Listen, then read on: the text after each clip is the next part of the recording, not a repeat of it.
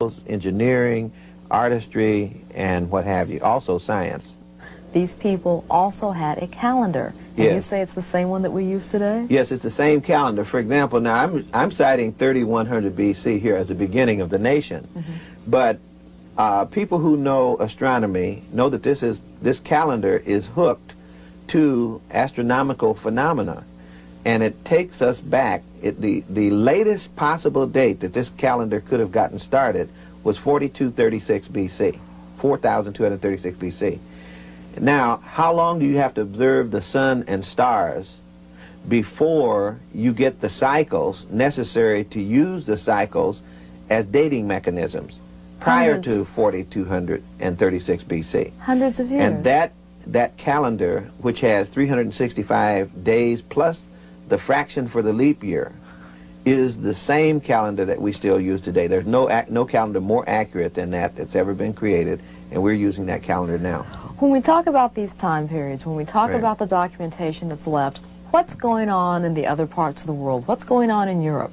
What's going on in the places that claim to be cradles of civilization themselves? Well, if you were to look at this, for example, you could say, sometimes people suggest Mesopotamia as a competitor for antiquity with ancient Kemet. But Mesopotamia, at this time, at 3100 BC, you could say Sumer and Elam city-states were in operation. This is a nation, a major nation, with pyramids that still remain, okay? Whereas Babylon begins somewhere around 2100 BC, also started by an African, by the way, Nimrod, who is the son of Cush. And Cush was in the Bible. Ethiopia in the Bible. Cush and Ethiopia are the same. So Cush's son, Nimrod, we will talk about that founded Babylon. We'll come back to that. But some of that truth and accuracy can never be reclaimed because the Aswan Dam in itself covers some very significant documentation. Is that accurate? Right. Well, remember now, every time you had one of these golden ages, as I indicated, starting up here, this king comes from the south. This king who starts this golden age comes from the south. Then you have an invasion. This king comes from the south, and this king comes from the south. All of the initiators of the golden ages, the pyramid age, the literary age, the temple and imperial age, the revival age, they all come from the south.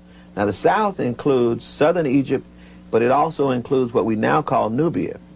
Well, Nubia, which is the home of many ruins of ancient Kemetic civilization. For example, the temple of Abu Simbel was right on the river in Nubia, and that had to be taken down piece by piece and moved up the hill because when they built the Aswan Dam, you have a 450-mile lake that covers all the living area on the river for 450 miles, which meant covering churches, covering houses, covering libraries, covering temples, and covering cemeteries. And when you cover all of those things, you are literally covering history. And so much of the history is still underwater. Now let me just show you how meaningful that is.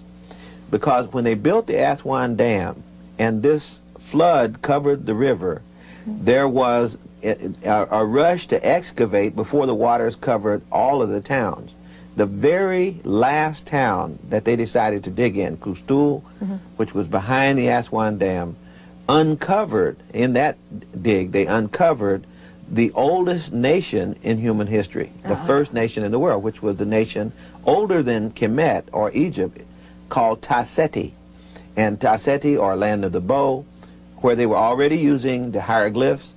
They were already burying their kings, so they started burial practices. They already had the same religious system and so forth. That would have been covered, presumably forever, had they not continued to dig. Now, how many more cemeteries and towns are under the water in Nubia? We may never know. Professor Hilliard, we're going to go back to your timeline and look specifically at that first kingdom. We have 3 pyramids around the little yellow strip there. Why is this? Well, those 3 pyramids in what we call the first golden age, what traditional Egyptologists call the Old Kingdom. And I prefer to label this whole thing the Pyramid Age because there were not only what these 3 pyramids represent, which are the 3 major pyramids still standing just outside Cairo in a place called Giza, But there were almost 80 pyramids that were created in a pyramid field stretching from Cairo south 50 or 60 miles. And many of those pyramids are still standing. For example, if you take the Great Pyramid at Giza, which most people know, one of the wonders of the world, there are 2,200,000 limestone stones that weigh 2 tons and more apiece, stacked on top of each other, still standing. And that's a 43-story building. That's the first skyscraper. It's the first time that human beings worked in, the first period during which we were really working well in stone. These were the true stone masons. And just to give you something to compare that with, the Japanese, some years ago, just in the last 7 or 8 years, were trying, with the permission of the Egyptian government, to build another pyramid to scale, but smaller than that pyramid, approximately 1/3 the size. And the Egyptian, it fell down. Even though they tried first what they thought were the old methods, then they had the high technology methods, and they were unable to build a smaller pyramid, even with the knowledge that we have today. And the Egyptian government made them tear it down as an eyesore. The first actual pyramid was a step pyramid. It was not a true pyramid, but it was created in the dynasty of Zoser, which would be the 3rd dynasty. In other words, that pyramid, that's why it starts the pyramid age in 3. But in Dynasty 1, there were no pyramids. It was in 3 that you start the pyramid age, or the Old Kingdom. And the step pyramid came just before these pyramids, and that pyramid was designed by Imhotep, who was the chief of state for Pharaoh Zoser, and also the father of medicine and a whole host of other things. Imhotep, is that like Hippocrates? Well, every doctor in Atlanta swears to the African who designed the step pyramid, because he was also deified as the father of medicine in Africa, and later Greek people picked this god out and they called him Aesculapius instead of Imhotep. And so every doctor who practices here takes the Hippocratic Oath, and in the Hippocratic Oath they swear by Apollo the physician and by Aesculapius, who is the African god of medicine, Imhotep.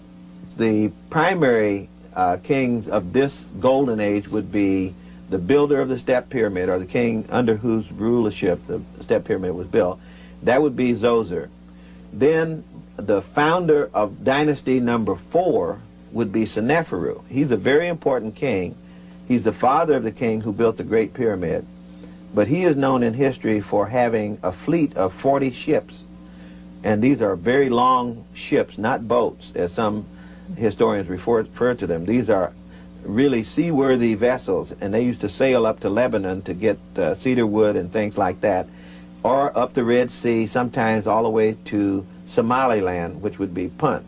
So these were serious sailors, and that's important because it means that during the time of Seneferu, 4th dynasty, Egypt was a maritime power. There were texts on some pyramids inside, not all, not the earliest one. There was actually writing on the inside of some of the wall. They're called pyramid texts. Then there was writing on coffins. They're called coffin texts. And these are like Bible verses. So if you collect these random verses together, then you have what people call the Book of the Dead. If you turn to chapter 125 in the Book of the Dead, you will find what we call the 10 Commandments, except that there were 42 what they call confessions or declarations of virtue. So instead of saying, "Thou shalt not kill," the dead person, in order to justify themselves to God, says, "I have not killed." And so all of the 10 Commandments are found in the negative confessions, plus 32 other commandments that are not found in the 10 Commandments. So basically, when we talk about that pyramid age, those great, native glorious black Africans, pyramids. Native black Africans. No ifs, ands, or buts about it. No ifs, ands, or buts about it. We have their pictures. In part 2 of this 10-part series, we'll continue discussions with Dr. Hilliard and Dr. Robbins. We'll also introduce you to other people with Afrocentric information, such as Dr. Leonard Jeffries of New York City University, Runoko Rashidi of California, and several others. Most importantly, we'll discuss the accomplishments we know from the 2nd, 3rd, and 4th dynasty of ancient Egypt, and we'll explain how those accomplishments laid the foundation for all Western civilization via the Greeks. For African American Culture, a second look, I'm Marty Chitwood. This is the first president of Kemet, name is Mina. This is